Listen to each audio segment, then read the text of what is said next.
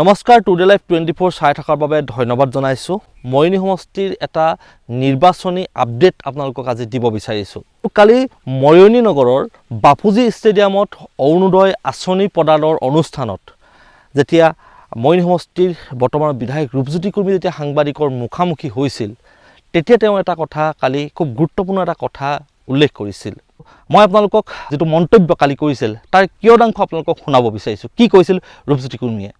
যেটো প্ৰেক্ষাপট, যেটো ছবি, এই ছবিটোত আমি 40,000 আমিতো জিকিয়ে আছোঁ, কিন্তু আমি চেষ্টা কৰি আছোঁ 50,000 কেনেকৈ জিকিব পাৰি। আৰু জিকিবলৈ মৰিনী সমষ্টিত মানে এজন মন্ত্ৰী আহে, মন্ত্ৰী আহি পেলাই মৰিনী আৰু বিকাশ কৰে, সেইটোত আমি লাগি আছোঁ।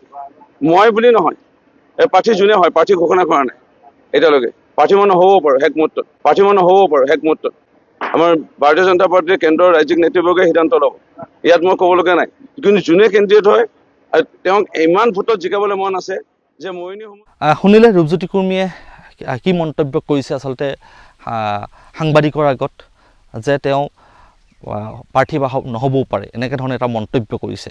কিন্তু পূৰ্বতে আমি ৰূপজ্যোতি কুৰ্মীৰ মুখত প্ৰাৰ্থীত্বক লৈ এনেধৰণৰ কথা শুনা নাছিলোঁ।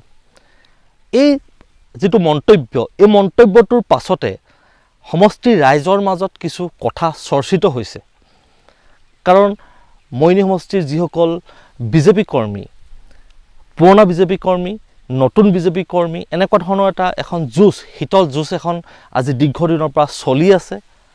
একাংশ পুৰণি বিজেপি কৰ্মীয়ে, যিসকল আগৰ পৰা বিজেপি কৰি আছিলে, ৰূপজ্যোতি কুৰ্মী 2021 চনত অহাৰ পূৰ্বৰ পৰা যিসকল বিজেপি কৰি আছিলে, সেইসকল কৰ্মীয়ে কিন্তু এবাৰ এটা পৰিৱৰ্তন বিচাৰিছিল। অৰ্থাৎ ৰূপজ্যোতি কুৰ্মীৰ পৰিৱৰ্তে বিকল্প এগৰাকী প্ৰাৰ্থী তেওঁলোকে কামনা কৰিছিল।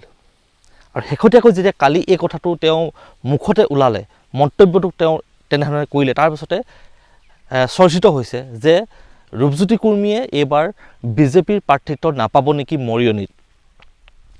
যিহেতু 17 নতুবা 16 নতুবা 18 মাৰ্চত বিজেপিয়ে তালিকা প্ৰকাশ কৰিব, সেইটো তেতিয়াই স্পষ্ট হ'ব।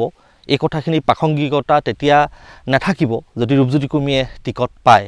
কিন্তু আজিৰ তাৰিখত যিখিনি কথা চৰ্চিত হৈছে, এই কথাটোহে আমি আজি ক'বলৈ বিচাৰিছোঁ। যদি ৰূপজ্যোতি কুৰ্মীয়ে মৰিনী সমষ্টিত বিজেপি প্ৰাৰ্থিত্ব নাপায়, তেতিয়াহ'লে কোনে পাব ইয়াত প্ৰাৰ্থিত্ব? ইয়াত কেইবাগৰাকী ব্যক্তিৰ নাম আহিছে। 2011 চনত যিগৰাকী প্ৰাৰ্থীয়ে মৰিনী সমষ্টিৰ পৰা বিজেপিৰ প্ৰাৰ্থিত্ব আগবঢ়াইছিল, শান্তনু গগৈ। খুব সংগোপনে এইগৰাকী প্ৰাৰ্থীয়ে নিজৰ যিটো কুচকাৱাজ চলাই আছে। এতিয়া এনেকুৱা ধৰণৰ এটা কথা চলিছে যে দিল্লীত তেওঁ এটা সবল ভূমিকা থকাৰ কাৰণে শেষ মুহূৰ্তত শান্তনু গগৈ হ'ব নেকি মৰিনী সমষ্টি বিজেপিৰ প্ৰাৰ্থী। কিন্তু এটা কথা ক'বই লাগিব, বিধায়ক ৰূপজ্যোতি কুৰ্মীৰ বিৰুদ্ধে প্ৰতিষ্ঠান বিৰোধী ঢৌ আছে। বিজেপিৰ বিৰুদ্ধে পৰিৱৰ্তে কিন্তু ৰূপজ্যোতি কুৰ্মীৰ বিৰুদ্ধে এটা আণ্ডাৰ কাৰেণ্ট কিন্তু চলি আছে। সেই কথাটো দলে উমান পাইছে নেকি? আৰু শেহতীয়াকৈ আৰু এটা কথা, অতি এটা গুৰুত্বপূৰ্ণ কথা এটা আমি আপোনালোকক জনাব বিচাৰিছোঁ। যেতিয়া দিল্লীৰ উপ মুখ্যমন্ত্ৰীগৰাকীয়ে পভাৰী হৈ আহিছিল, যোৰহাট সংসদীয় এলেকাত আচলতে তেওঁ ঘূৰি ফুৰিছিল, তেতিয়া সেই ব্যক্তিগৰাকীয়ে, পভাৰীগৰাকীয়ে ৰূপজ্যোতি কুৰ্মীক যেতিয়া চিনাকি হৈছিল, 5 বাৰ বিধায়ক বুলি যেতিয়া চিনাকি দিছিল, তেতিয়া তেওঁ এটা কথা, খুব গুৰুত্বপূৰ্ণ কথা এটা কৈছিল। তুমিতো খুব ডেকা হৈ আছা, 5 বাৰকৈ তুমি বিধায়ক হৈছা, 5 বছৰৰ কাৰণে তুমি দলৰ কাম কৰা, এইবাৰ তুমি বহি দিয়া, এনেকুৱা ধৰণৰ এটা তেওঁ মন্তব্য কৰিছিল দলৰ কৰ্মীসকলৰ আগত। সেই কথাটো চৰ্চিত হৈছে।